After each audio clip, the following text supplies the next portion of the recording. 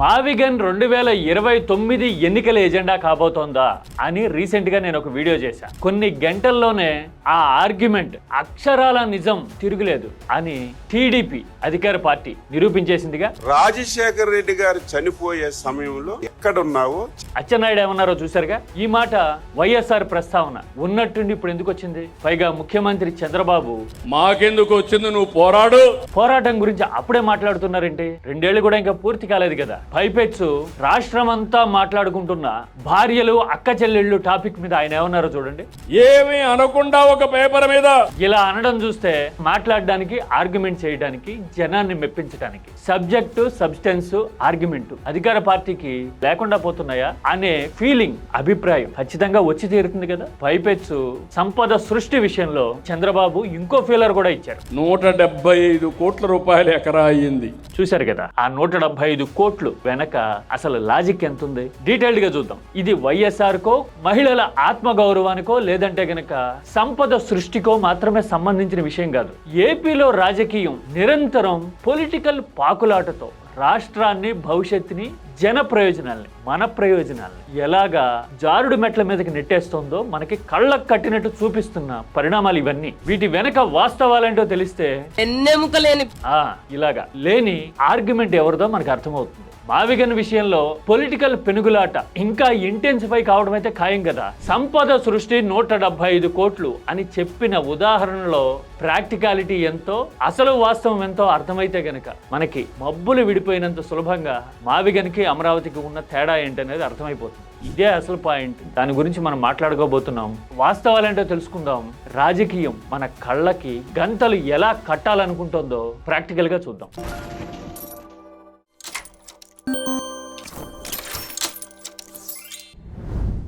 మావిగన్ విషయంలో జనంలో చర్చ జరుగుతున్న కొద్దీ రాజకీయ ఆర్గ్యుమెంట్లు పాత విషయాల్ని తవ్వి కొత్తగా దుమ్మెత్తి పోసే ప్రయత్నాలు జరగడం చూస్తా ఉన్నాం కదా. ఇదంతా డైవర్షన్ అని ఒక మాటలో అనేస్తే గనక మనకి చాలా విషయాలు అర్థం కానట్లు లెక్క. మావిగన్ విషయంలో చర్చ ఇప్పుడే కదా పెరుగుతూ ఉంది. ఇప్పుడే రాజకీయం రకరకాల ఆరోపణల్ని, అస్త్రాల్ని బయటికి తీసేసింది అంటే ముందు ముందు పరిస్థితులు ఎలా ఉండబోతున్నట్టు 1 by 1 చూద్దాం. ఇందులో 3-4 చాప్టర్స్ ఉన్నాయి. అందులో మొదటిది వైఎస్ఆర్ ప్రస్తావన. ఉన్నట్టుండే అచ్చెన్నాయుడు వైఎస్ఆర్ ప్రస్తావన ఎందుకు చేశారు?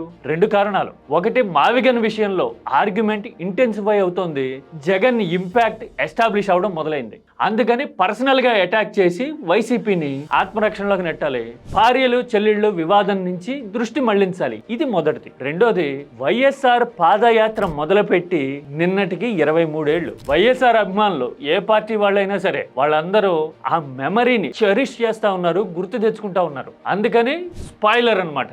ఏదో రకంగా ఆ మూడ్ చెడగొట్టేసి we're here to do this అని ప్రూవ్ చేసుకోవాలి. అచ్చెన్నాయుడు ఏమన్నారు?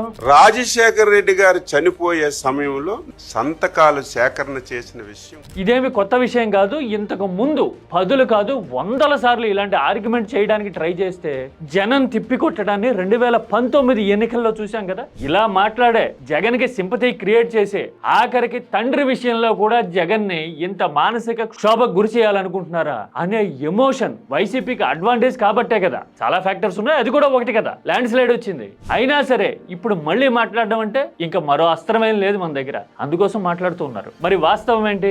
ఇప్పటి తెలంగాణ ఉప ముఖ్యమంత్రి, అప్పటి కేబినెట్ లో మంత్రి, వైఎస్ఆర్ కి సన్నిహితుడిగా పేరున్న దళిత నాయకుడు మల్లు భట్టి విక్రమార్క ఏం చెప్పారు? కాంగ్రెస్ నాయకులు, మంత్రులు అందరూ ఆలోచన తప్ప ఆయనకి అసలు సంబంధం లేదు. చూశారు కదా, జగన్ కి సంబంధం లేదు అని ఆయన చెప్పడం ఇప్పటికే చాలా మందికి తెలుసు. పైగా భట్టి ఇంకో మాట కూడా చెప్తారు. మా నాయకురాలని అడిగాం, వాడిని చేయండి బాగుంటుంది, జగన్ ఉంటే బాగుంటుంది అని తమలాంటి నాయకులందరూ సంతకాలు సేకరించాలి అని ఆలోచన చేశాము అని కూడా భట్టి చెప్తున్నారు. ఇప్పుడు భట్టి, జగన్ ఒక పార్టీలో లేరు. పైగా జగన్ తీవ్రంగా వ్యతిరేకించే కాంగ్రెస్ లో నాయకుడు భట్టి. ఇలా చెప్పాల్సిన అవసరం ఏముంది? అభిమానం, వాస్తవం ఈ 2 కలగలిసి ఉండబట్టే కదా భట్టి ఈ మాట చెప్పారు. మరి ఎందుకని పదే పదే ఆర్గ్యుమెంట్ చేస్తున్నాము అంటే మొదట అనుకున్నదే, ఎమోషనల్ గా వైసీపీని, జగన్ ని అభిమానించే వాళ్ళని డిస్టర్బ్ చేయాలి, మావిగన్ విషయంలో చర్చని దారి మళ్లించాలి. ఇది క్లియర్. మంత్రి అచ్చెన్నాయుడు ఇలా మాట్లాడితే చంద్రబాబు మరో అడుగు ముందుకేసి బాబాయిని చంపేసి బాబాయ్ వ్యవహారాన్ని మరోసారి ప్రస్తావించారు. చూశారు కదా. బాబాయ్ విషయం మళ్ళీ ఇప్పుడు ఎందుకు వచ్చింది? From nowhere. అసలు వివేకానంద రెడ్డి హత్య జరిగినప్పుడు ఎవరు అధికారంలో ఉన్నారు? మరి అప్పుడే వాస్తవాలన్నీ నిర్ధారించి టకాటక్ చర్య తీసుకుంటే అయిపోయేది కదా. ఎందుకు తీసుకోవాలా? ఆధారాలు ఉంటే. అంటే మనం చేస్తున్నది ఆధారాలని ఆరోపణలని అర్థమా? అంతేనా? పైగా భార్యల్ని చెల్లెళ్లుగా భావించి సంబంధాలు చూడాలి అని ఒక మీడియా బ్లాటెంట్ గా, నిస్సిగ్గుగా, అరాచకంగా, అనాగరికంగా రాస్తే చంద్రబాబు సమర్థం చూడండి. ఏమీ అనకుండా ఒక పేపర్ మీద రాద్ధాంతం చేస్తున్నావే. ఇలా అసలు టాపిక్ ను వదిలేసి అరాచకమని వైసీపీ మీద ఆరోపణలు చేసే బదులు అనొచ్చు అలాగా భార్యల్ని చెల్లెళ్లుగా భావించి సంబంధాలు చూడాలి అనే మాట కరెక్టే అని నేరుగా చెప్పొచ్చు కదా. చెప్పగలిగితే తప్పు లేకపోతే ఆ పత్రికది. ఆ మాట చెప్పకుండా మిగతా విషయాలన్నీ ఎందుకు మాట్లాడుతున్నాం? కారణం ఏంటి అంటే అసలు సబ్జెక్ట్ తప్ప మిగతా విషయాలన్నీ ప్రస్తావించి ఏదో రకంగా ఆరోపణలు చేసి నెట్టుకు రావాలనుకుంటున్నామా? ఇదంతా ఒక ఎత్తు అయితే అసలు సభలో మాట్లాడుతూ నేనే పోరాటం చేయాలా, మీరు పోరాడరా అని జనాన్ని అడిగారు చంద్రబాబు. చూసారా మీరు? మాకెందుకు వచ్చింది, నువ్వు పోరాడు, మేము చూస్తా ఉంటాం అనే పరిస్థితిలో ఉన్నారు మీరు. ఇలాగా అదేంటి? ప్రజల తరపున పోరాడమనే కదా అధికారం ఇచ్చారు. అధికారం ఇచ్చి ఇంకా 2 ఏళ్ళు పూర్తి కాలేదు, 2 ఏళ్ళు సంబరాలు చేసుకోలేదు కదా మనము. మళ్ళీ ఇప్పుడే జనాన్ని పోరాడమని ఎందుకంటున్నాం? ఎన్నికలకు 3 ఏళ్ల ముందే ఎన్నికల సభలో మాట్లాడుతున్నట్టుగా రాజకీయ ప్రసంగాలు చేస్తున్నట్టుగా ఎందుకు తయారైంది మన ధోరణి? 2 ఏళ్లు తిరక్క మునిపే రాజకీయ ప్రసంగాలు చేస్తూ రాజకీయ అడ్వాంటేజ్ కోసం పాకులాడే పరిస్థితి అధికార పార్టీకి వచ్చిందంటే ఇక ప్రజా ప్రయోజనాలు, సంక్షేమం, పరిపాలన ఇవన్నీ ఎక్కడుంటాయి? అవునా కదా? రాజకీయ ప్రసంగాలు ఇవ్వడం అనేది ఎన్నికలకు 6 నెలల ముందో పోని సంవత్సరం ముందో మొదలవుతుంది కదా. మనకి 2 ఏళ్లు పూర్తి కాక మునిపే అలాంటి పరిస్థితి వచ్చిందంటే కారణం ఏంటి? మావిగన్ పొలిటికల్ గా అంత ఇంపాక్ట్ క్రియేట్ చేసి ఒత్తిడి తీవ్రంగా పెంచింది అప్పుడే, వారం రోజులు తిరక్క మునిపే. మరి నెల, 2 నెలలు, 6 నెలలు, సంవత్సరం పోయిన తర్వాత మావిగన్ ఇంపాక్ట్ ఇంకెంత ఉంటుంది అనుకోవాలి? పైగా మావిగన్ అంటున్నారు, అమరావతి వద్దంటున్నారు, వద్దా అని అడిగారు. అమరావతి ఆగాలని మిమ్మల్ని అడగతున్నా. అడగడంతో పాటు అసలు సంపద సృష్టి అమరావతితోనే సాధ్యం అంటూ చంద్రబాబు చెప్పిన ఎగ్జాంపుల్ మీద Andhra Pradesh once and for all చర్చ జరగాలి, తెలుసుకోవాలి వాస్తవాలు. ఏం చెప్పారు చంద్రబాబు? ఎకరం 175 కోట్లు అనే మాట నేను వాడాను కదా, ఆ డైలాగ్ ఒకసారి చూడండి మీరు. హైదరాబాద్ లో 175 కోట్ల రూపాయలు ఎకరా అయ్యింది. చూశారు కదా, రీసెంట్ గా గత ఏడాది హైదరాబాద్ లో ఎకరం 175 కోట్లు పలికిందిట. అది చంద్రబాబు తన కృషి వల్లే జరిగింది అని చెప్తూ ఉన్నారు. చూడబోతేనేమో టీడీపీ చరిత్ర, ముఖ్యమంత్రిగా చంద్రబాబు నాయుడు వైభవం హైదరాబాద్ లో 2004తో ముగిసిపోయింది. ఆ తర్వాత 4 ప్రభుత్వాలు వచ్చినాయి. 2 సార్లు వైఎస్ఆర్ కి హైదరాబాద్ మీద అధికారం ఇచ్చారు జనం. ఆ తర్వాత 2 విడతలు కేసీఆర్ కదా అధికారంలో ఉన్నది. వైఎస్ఆర్ ఏమో వడ్డాణం లాంటి రింగ్ రోడ్డు తెచ్చారు, ఎయిర్పోర్ట్ కట్టారు, హైదరాబాద్ అభివృద్ధిని, గ్రోత్ రేట్ ని పరుగులు పెట్టించిన చరిత్ర 2004, 2009 మధ్య కనబడుతుంది. ఆ కృషి వల్లే 2009లో కూడా వైఎస్ఆర్ ని గెలిపించింది కదా ఉమ్మడి ఏపీ. అంటే వైఎస్ఆర్ పనితీరుని సర్టిఫై చేసింది. మనమేమో 1999, 2004 మధ్య హైదరాబాద్ లో చాలా చేశామంటాము. హైదరాబాద్ తో పాటు ఏపీ కూడా మనల్ని 2004లో తిప్పికొట్టింది. అంటే జనం మనల్ని అప్రూవ్ చేయలే, వైఎస్ఆర్ ని అప్రూవ్ చేశారు. ఇది చారిత్రక ఆధారం కదా, రుజువు కదా, లాజిక్ కదా. ఆ తర్వాత 2014లో రాష్ట్ర విభజన తర్వాత హైదరాబాద్ ని 4 దిక్కుల విస్తరించి డెవలప్ చేసి టీ హబ్ లాంటి ఇన్నోవేషన్స్ అన్నిటినీ ఆవిష్కరించి హైదరాబాద్ ని అవకాశాల గనిగా మార్చింది టీఆర్ఎస్ రెజీమ్ కదా. ఆ ఇద్దరి కృషి వల్ల హైదరాబాద్ ఇప్పుడు ఉరకలెత్తే స్థాయిలో 175 కోట్లు ఒక ఎకరం పలికింది. అంటే అది తన కృషి అని చెప్తారండి చంద్రబాబు. ఇది ఎలా ఉందంటే ఈ మధ్యన వందే భారత్ రైళ్లు వచ్చినాయి కదా, ఆ వందే భారత్ రైళ్లు రావడానికి అసలు కృషి కారకుడు మాజీ ప్రధాని ఐకే గుజరాల్ అని ఎవరన్నా చెప్పారనుకోండి, ఎంత అసంబద్ధంగా ఉంటుంది. ఐకే గుజరాల్ జమానా ఇప్పుడు లేట్ 90s లో, వందే భారత్ వచ్చిందేమో ఇప్పుడు 25 ఏళ్ళో 30 ఏళ్ళో గ్యాప్ ఉంది. ఆయన పాత్ర, లాజిక్ ఎక్కడ ఉంటుందో ఆర్గ్యుమెంట్ లో ఉండదు కదా. ఇది కూడా సేమ్ కదా.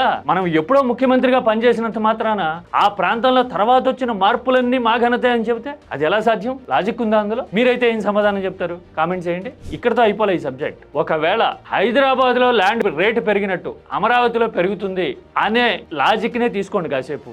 అమరావతిలోనే ల్యాండ్ 25 సంవత్సరాలకో 30 సంవత్సరాలకో హైదరాబాద్ రేంజ్ లో పెరిగి సంపద సృష్టి జరుగుతుంది అని చెప్తున్నారే, అదే మావిగంలో అయితే గనక ఇంకెంత తొందరగా పెరుగుతుంది ల్యాండ్ వాల్యూ. ఆల్రెడీ అర్బనైజేషన్ జరిగిన ప్రాంతం కదా మావిగన్ అంటే. ఒక చిన్న నోట్ లెక్కేద్దాం. అమరావతి మావిగంలో ఉన్న ప్రాంతాల స్థాయికి రావడానికి ఎన్ని దశాబ్దాలు పడుతుంది? ఇప్పుడు అమరావతి ఎలా ఉంది? ఇదిగో ఇలా కనబడుతుంది కదా మనకి. మావిగన్ ప్రాంతంలో విజయవాడ గానీ, గుంటూరు గానీ, మచిలీపట్నం గానీ అర్బన్ ఏరియాలు కదా ఆల్రెడీ. ఇలా అర్బన్ ఏరియాలుగా అమరావతి మారి ఇలా ఒత్తుగా జనాభా రావాలి అమరావతిలో కూడా అంటే ఎన్ని దశాబ్దాలు పడుతుంది? మావిగన్ ప్రాంతంలో దాదాపు 50 లక్షల మంది జనాభా ఉన్నారు. ఈ 3 ప్రాంతాల్లో ఈ 110 కిలోమీటర్ల రేడియస్ లో మనం ఆల్రెడీ చూసాం కదా, నేను చెప్పా కదా ఇంతకు ముందు. అంటే ఇంత అర్బనైజేషన్ జరిగి 50 లక్షల మంది జనాభా అమరావతిలో రావాలంటే ఎన్ని దశాబ్దాలు పడుతుంది? Point number 1. రెండోది, అర్బనైజేషన్ జరిగిన తర్వాత కదా ల్యాండ్ వాల్యూ పెరిగి ఎకరం 175 కోట్లు అయ్యేది. అలా జరగడానికి ఇంకెన్ని దశాబ్దాలు పడుతుంది?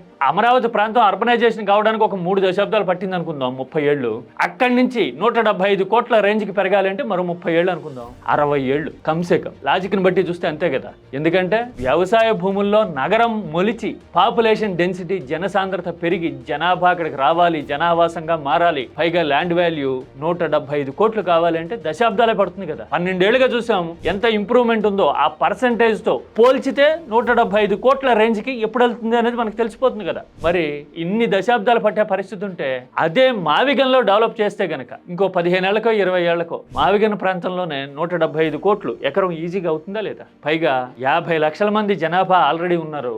డెవలప్మెంట్ జరిగితే గనక 1 కోటి జనాభా ఈజీగా అయిపోతుంది. పైపెచ్చు 3 జిల్లాల్లో ప్రభావం ఉంటుంది. ఉమ్మడి కృష్ణా జిల్లా, ఉమ్మడి గుంటూరు జిల్లా, ఉమ్మడి కృష్ణా జిల్లా విజయవాడ అంటే పశ్చిమ గోదావరిని కూడా తాకుతుంది ఆ ప్రభావం. రేపు అసెంబ్లీ నియోజకవర్గాల సంఖ్య పెరిగితే కనుక మేబీ ఈ 3 జిల్లాల్లో కలిపి 75-80 అసెంబ్లీ నియోజకవర్గాలు ఉండొచ్చు. అంటే 3వ వంతు రాష్ట్రంలో మావిగన్ అంటే. మరి ఇంత డెవలప్ అయ్యే స్కోప్ ఉన్నప్పుడు సంపద సృష్టి అంటే అమరావతిలో చేసేదా, మావిగన్ చేసేదా? ఈ 175 కోట్లు లాజిక్ చెప్పే ముందు ఈ మాట ఆలోచించాలా వద్దా? ఇవన్నీ చూస్తే ఏమనిపిస్తుంది?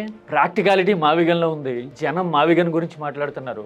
అర్బనైజేషన్ అందిపుచ్చుకునేంత దూరంలో అభివృద్ధి మావిగన్లో కనపడతా ఉంది.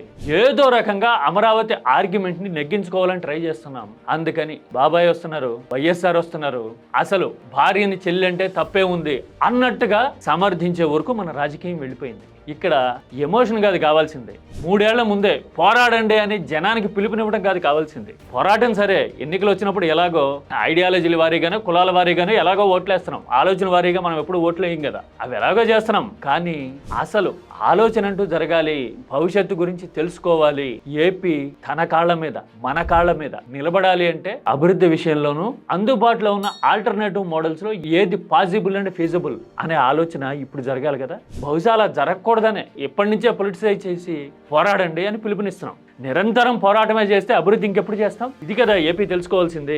మీరేమంటారు? ఎమోషన్ రగిలించి 175 కోట్ల లాజిక్లు చెప్పి ఏపీకి వాస్తవాలు తెలియకుండా చేయాలి అని కొందరు చేస్తున్న ప్రయత్నాలు ఫలిస్తాయా? మావిగనే బెటర్ సూటెడ్ మోడల్ అని ఏపీ అర్థం చేసుకోవాలి అంటే ఇంకా ఎలాంటి చర్చ జరగాలి? కామెంట్ సబ్జెక్ట్ ఓరియంటెడ్ గా చేయండి.